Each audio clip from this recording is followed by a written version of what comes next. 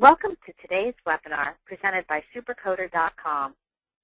Supercoder.com is an online coding solution offering Part A and B coding reference tools, resources, and not more than 30 specialty coding and compliance newsletters from the Coding Institute in one site. I hope you enjoy this short session. Caused you to ask the question, or what the slide said that you were questioning. Also, I always like to remind people, if you hear something in a lecture or an audio conference, especially pertinent for me for today, if you hear something in a lecture that causes you to think that you're doing something wrong, that you should change the way you're doing something, please go out and do the research to make sure that it wasn't a statement that you potentially heard wrong or the speaker spoke it wrong. Make sure you check the rules yourself. Before you change everything in the way you do your office, make sure that the rule that you saw is current and that your interpretation of that rule is correct in causing you to change the way you do things. You should never change the way you do something just because a speaker said so. It should be because the rules are telling you that you should change them. I will try to remember to give you slide notations so that we all stay on the same page. And as of right now, I am looking at slide number 3. What is PQRI? And I will always call it PQRI. It should be PQRS, but I just kind of, I have a mind block about that. It is a voluntary system, but certainly try to not participate after this year when the disincentives start to kick in. We have words like eligible professionals, which are our providers. There are lists of eligible providers that you can find on the internet, but I think by now most of us know what an EP is. That's what they frequently call it.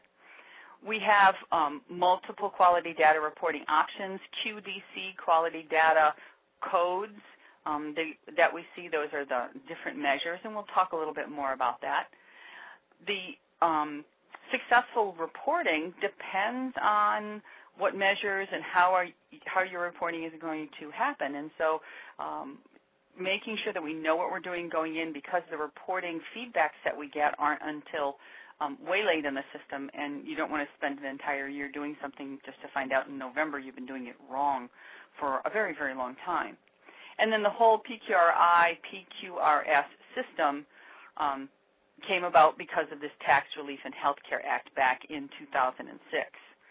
Again, because of the reporting options, the methods, and the timelines, they can be a bit challenging, so making sure we're doing it right is the most important thing. Just to give a little bit of background, in 2007, the very first year that they had the PQRI system, as you can see on slide number 4, there were just over half a million qualified eligible professionals.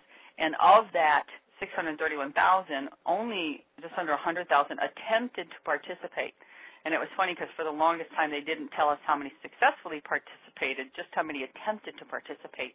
And as you can see, just over half were successful, which was not a very good statistic, but I think it was because we didn't understand the system. The average payment was only $630.